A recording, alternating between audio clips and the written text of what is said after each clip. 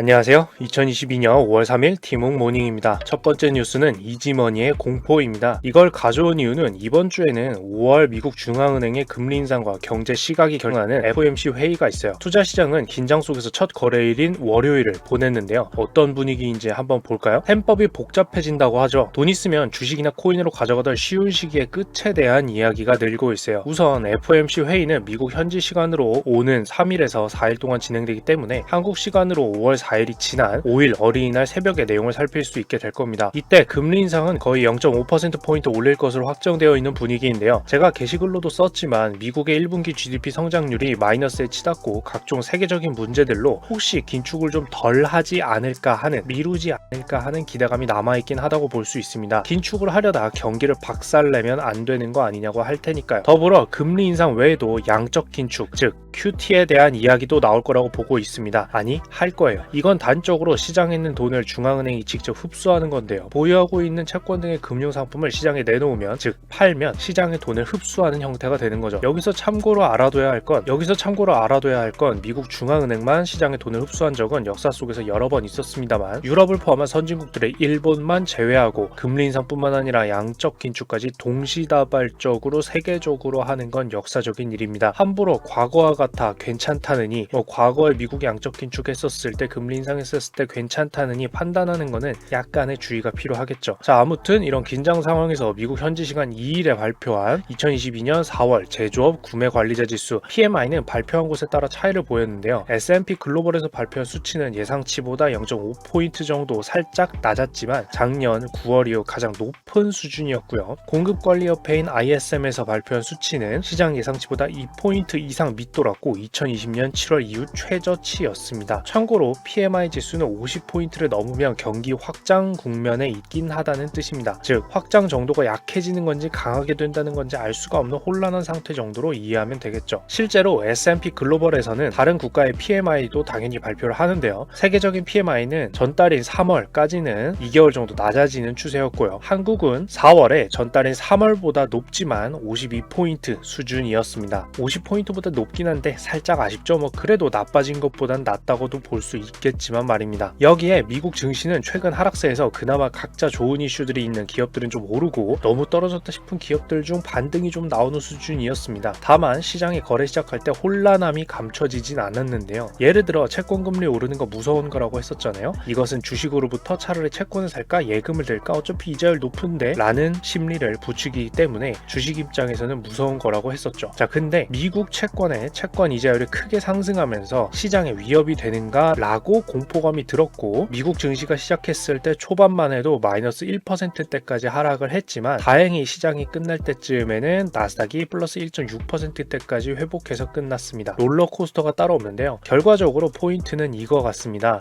불패를 외치면서 편하게 자금을 투입하고 돈에 투자를 기대할 수 있었던 이지머니의, 즉 쉬운 돈의 시기의 끝이라는 걸 체감하게 된다는 게 중요하다는 거죠. 그것은 저 혼자서만, 이 영상을 보시는 분 혼자서만 느끼는 것이 아니라 모두가 조금씩 계속해서 많이 느껴가는 것이고, 그건 결국 돈이 쉽게 주식시장, 코인시장 같은 위험자산 시장으로 굴러들어오는 것이 끝났다는 것을 의미하니까요. 결국 돌다리도 두들겨 봐야 하는 시기라고 이해하면 될 것 같습니다. 두 번째 뉴스는 차를 공급해주지 못해서 차값이 비싸짐인데요. 이걸 가져온 이유는 세상만사 돌아가는 게 얼마나 복잡한지 알려주고, 함부로 현상에 대해 앞으로의 예상이 오를 것이며 수정할 필요가 없다는 말을 내뱉는 게 얼마나 위험한지 보여주기 때문에 가져왔습니다. 저도 늘 이런 거 보면서 반성하고 나도 잘못한 게 있지 않을까 라고 생각하게 되는데요. 코로나 바이러스로 인해서 공급망 문제라는 문제가 발생했는데 이게 다시 공급망 문제를 악화시킵니다. 그런데 또 공급망 문제가 최악으로 치닫는 건 막고 있어요. 대체 뭔 소릴까요? 2021년 작년부터 몇 개월 동안 코로나 바이러스로 인한 물가 상승의 이유로 공급망 문제를 계속 얘기했었습니다. 저만 해도 얘기하고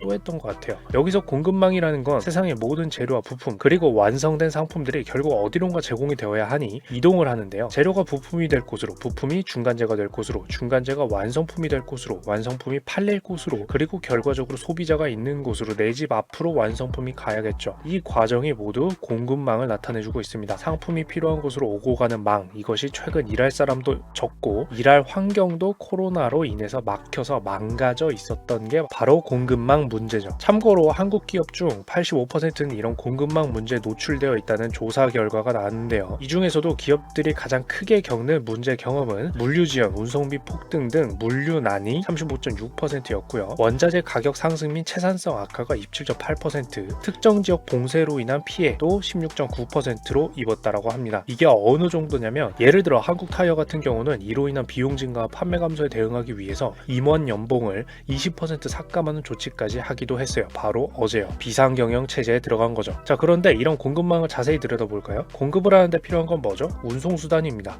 비행기, 배, 차죠. 무역에서 대량의 운송을 책임지는 건 주로 배입니다. 그리고 육지에 도착했으면 차가 담당을 해야겠죠. 상품을 구매한 회사로 이동한 다음 거기서 각 고객들한테 배송하거나 공장에서 완성품을 만들어서 고객한테 전달하거나 해야 될 테니까요. 그리고 공장과 창고로 오고 가는데도 결국에는 차가 필요합니다. 물론 이때 제가 차 했지만 4인승 차가 아니라 트럭을 사용해야겠죠. 우리들을 기쁘게 만들어주는 택배 왔다는 소리를 들을 때 창밖을 보면 트럭 중에는 개중에 작긴 하지만 그 트럭이 와 있잖아요. 자, 그런데 트럭은 트럭이 낳는 건가요? 아니면 하늘에서 떨어지나요? 자, 이 트럭도 결국은 하나의 상품입니다. 수만 개의 부품이 모여서 공장에서 제조되는 상품이죠. 감이 오시나요? 무슨 소리를 할지? 자, 유럽은 예를 들어서 현재 신규 영업용 트럭 등록 건수가 코로나19 이전 수준보다 20%는 적다고 합니다. 그동안은 코로나 바이러스 때문에 사람들이 영업하는 것 자체가 힘든 상황이 지속되어서 문제였는데요. 이제는 주는 돈도 올려주고 해서 고용은 최대한 끌어왔고 일할 사람들은 어느 정도 모인 상황인데도 문제라고 합니다. 네, 바로 사람이 아니라 모든 공급망이 정상 동작을 안 하면서 트럭 제조에 필요한 부품이 공급되는 것이 지연되었었죠. 대표적으로 트럭에 들어가야 할 반도체 공급이 원활하지 않았어요. 다른 차들처럼 말이죠. 게다가 생산된 상품이 원하는 곳에 배송되는 것도 지연되고 있습니다. 거기에 최근 중국의 코로나 바이러스 제약선으로 봉쇄 조치 중에 있죠. 그런데 봉쇄 중인 상해에는 항만이 있죠. 항구가 있단 말이에요. 배가 나가야 될 거. 그러면 그 항만을 통해서 나가야 될 수많은 중국 공장에서 만들어진 부품들은 이제 못 나가죠. 없습니다. 결과적으로 여러분들이 일반적인 자가용을 구하기 힘들다는 뉴스를 보는 것처럼 트럭도 새로운 차를 구하기 힘들었고 이것은 1, 2년 된 중고차 가격이 새로운 차에 맞먹는 가격이 되는 현상까지 트럭에서도 만들었습니다. 일을 해야 되는데 신차는 못 구하고 중고차를 구하니 수요가 폭발해서 중고차 가격이 치솟는 거예요. 그런데 공급이란 사람들이 상품을 전달받기를 원하니까 존재합니다. 많이 원하면 많은 공급이 필요한 거예요. 많은 공급이 필요한데 트럭을 못 구하면 트럭 가격과 모든 물건 가격이 천정부지로 솟을 텐데요. 웃긴 건 물가 상승과 함께 경기 침체가 눈에 보이는 상황이 되어가면서 구매와 소비가 줄어들어서 당장 쓰는 돈을 아껴야 위협에 대비를 할 거 아니에요. 한 명 개개인들도 마찬가지겠죠? 그러다 보니까 그래서 구매와 소비가 줄어들어 공급이 덜 필요해지는 상황이 되어가고 있는 겁니다. 네, 최근에 어차피 구하지도 못하는 새로운 트럭, 중고 트럭 수요가 줄어들기 시작하는데 그 이유가 그 트럭으로 옮길 물건들을 사람들이 돈을 아끼면서 안 사니까 트럭을 그렇게까지 구하진 않아도 돼요 라는 얘기가 나온다라는 겁니다. 다만 이걸 그냥 역설적이고 재밌게 여기고 끝낼 얘기는 아닌 게요. 이 트럭 수요가 줄어든다라는 신호 자체는 결국 사람들의 소비가 줄어든다는 가능성을 보여주고 있고 이 신호가 심해질 경우에는 전체적인 소비가 줄어든다는 것을 나타내기 때문에 이는 곧 정말 경기 침체를 나타낼 수 있으니 상황을 매우 예의주시해야 됩니다. 요즘 예의주시라는 단어 쓸 일이 너무 많네요. 그러다 보니까 이 이슈 다루는 것도 내용 양이 줄어들지가 않고 자, 오늘 아침에 다뤄본 얘기 첫 번째는 고민거리가 많다는 것을 모두가 깨달은 시장이었다는 겁니다. 두 번째는 공급망 문제가 공급망 문제를 키우면서도 극단에 치닫자 공급망 문제가 공급망 문제를 억제하는 모습을 보여드렸는데요. 자, 어떤 상황에 놓이든 예상에는 정말 수많은 변수가 있으니 신중해야겠다는 생각이 다시 한번 들었습니다. 자, 여기까지 세상일 돌아가는 거 재밌게 느끼셨나요? 오늘도 있어 보이는 경제 이야기로 커피 한 잔을 더욱 맛있게 즐기시길 바라겠습니다. 여기까지 이상 티목이었습니다.